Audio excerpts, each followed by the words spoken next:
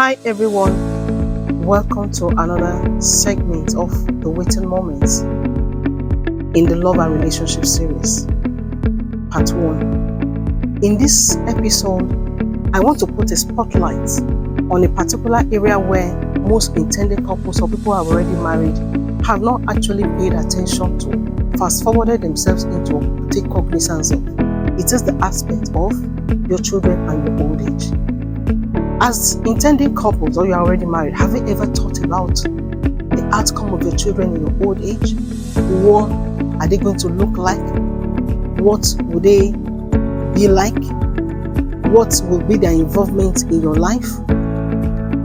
The Bible says in Proverbs 22 verse 6, it said, train up a child in the way he should go. He said, and when he is old, he said, they will not depart from it. If you are going to train up a child, it means you have to have a goal. It means you must be able to project. Just like the Bible says in the book of Genesis chapter 18 verse 19. He said, I know Abraham, for he's going to command his children and his family to live after my commandment so that I can bring to pass that which I had promised Abraham. So meaning that God equally factors in the aspect of children when it comes to parenting, when it comes to family, when it comes to marriage. Now, I want us to understand that there's an aspect called tabula rasa. Every child born into this world, they come with what we call empty slate. Tabula rasa is a Latin phrase that is interpreted in English as blank slate, or an empty slate, meaning that absence of preconceived ideas or goals, meaning that they don't have anything in mind. It has to be that is the environment, the society, the family, the caregivers, and the family support system that will actually input the content or the context at which they are going to grow.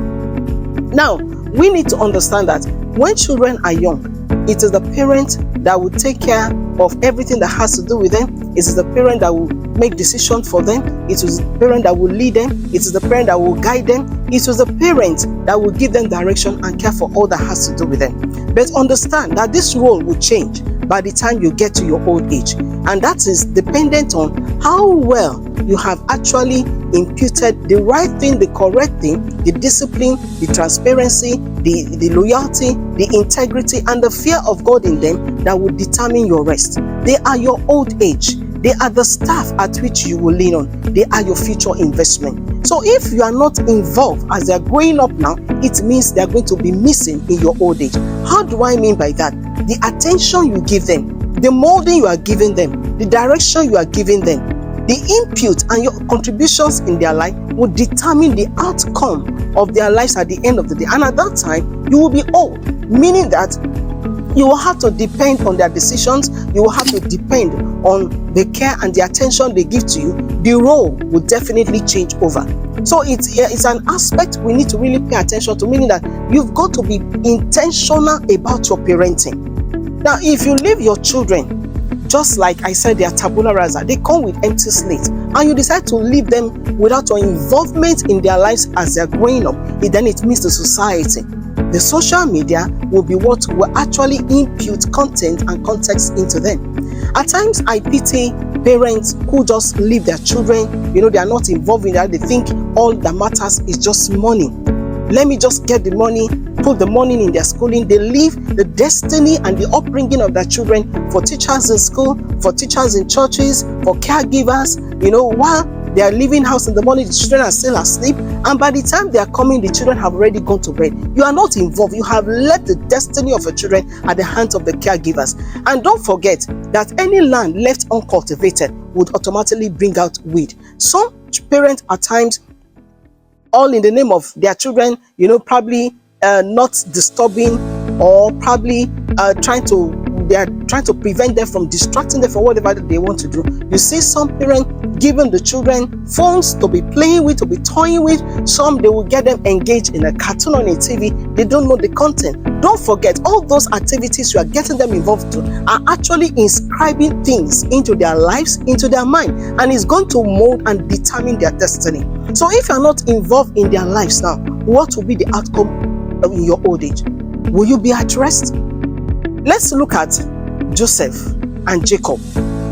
The input of Jacob into Joseph's life actually showed up when Joseph got into Potiphar's house. We could say the integrity, we could say the hard work, we could say the loyalty, we could say the fear of God. That at the end of the day, what Jacob imputed into the life of Joseph was not only to the advantage of Jacob at the end of the day, but was at large profitable for not only the land of Egypt, but to the nations at large at that point in time. Let's equally look at the life of Esther and the uncle, the discipline, the integrity, the attention span, and the fear of God he imputed into the life of Esther equally made Esther to become successful. At the end of the day, she became a figure that was able to deliver the children of Israel, the Jewish people, out of the land of captivity. This is important for you to know, that as you are raising your children, as you are bringing forth children, as you are entering into marriage, understand that in your old age, that the role will change. So, but the role will change, the outcome you are going to get is determined by whatsoever you have imputed into their lives. Thank you so much. God bless you. See you in part 2. Bye.